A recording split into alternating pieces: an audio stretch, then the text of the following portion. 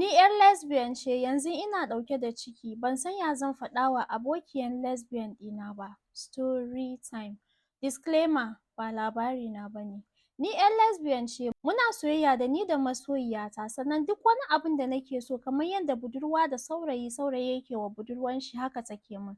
Duk wani hidima na rayuwa na yau da kullum duk ita take min. Kuɗin kashewa wannan duk ita take bani. Bana neman komai na rasa daga gare ta, komai tana min. In fact, abin da take min ma bana tunanin namiji zai iya yin min.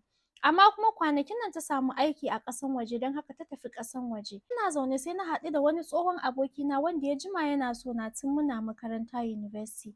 Muka fara magana da shi, ranar kenan ina zaune irin naji kewa sannan kaɗaici ya ishe ni, sai ya ce min in zo na kawo mishi ziyara. Na tashi na kai mishi ziyara.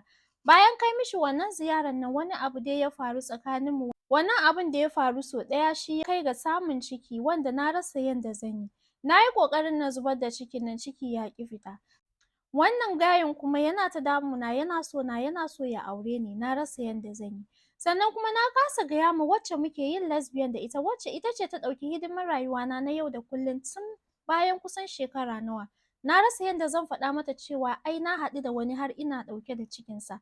Za ta ce yaushe tafiyanta ƙasan waje, wanda har na ci amananta, na je na fara soyayya da ita. Sannan ga cikin nan ya ƙi ya fita. Na faɗa wa 'yar uwata ta ce min na faɗa mata kawai domin na san yanda zan yi.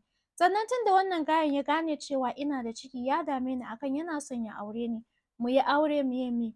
Na san wannan mutumin kirki ne, domin kuwa tun da muke university na san da cewa yana so na, amma kuma bai taɓa min wani abun da bai kamata ba, ko kuma in gani ko in ji labarin ya aikata wani abun da bai kamata ba. Amma kuma waccan nan abokiyar lesbian ɗin nawa, mun riga da mun jima tare da ita. Gaskiya ta ɗauki nauyina na hidimar rayuwa, ta yi min komai da komai, abin da iyayena ba su yi min ba duk tana yin min. Yanzu ban san ya zan yi ba. Ba na son ta ji kamar na ci amananta. Sannan ga ciki ya ƙi fita, kuma ga wannan yana damuna in yi aure. Kuma shi bai san da cewa ga rayuwan da nake yi ba, bai san da cewa ni ɗin 'yar lesbian ba ne, bai san da cewa ni ɗin mata nake so ba maza ba. Amma kuma ina son na yi aure domin ba na son wannan cikin ya zo mutane su sani. Yanzu wata 3 kenan. Ita bata sani cewa ga abin da yake faruwa ba, shi kuma bai san da cewa ni 'yar lesbian ba ce. Don Allah ku bani shawara. Shin na faɗa mishi gaskiya na ga ko zai aure ni ko yaya? Sannan ita ɗin ya za a yi na fito mata cewa ga abin da ya faru, ba tare da ta ji haushina ko ta ga kamar na ci amananta ba. Domin kaina ya ɗaure, ban san ya zan yi da wannan cikin ba. Don Allah ku bani shawara. So ɗaya kawai na taɓa aikatawa.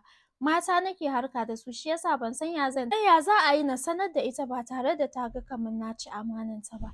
Zan kasance a comment. To jama'a, ku faɗi alkhairi ko ku yi shiru.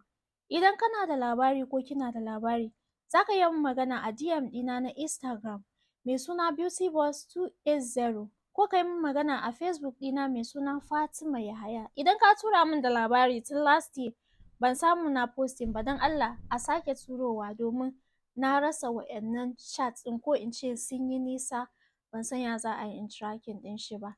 Kar ku manta ku yi subscribing akan YouTube channel ɗina, link on my bio, sannan za ku iya yi a nan TikTok ma, amma na TikTok ba kyauta ba ne, na YouTube kyauta ne. Na gode, ku faɗi alkhairi ko ku yi shiru. Kar ku manta wannan ba labarina ba ne. Allah ya sa mu dace.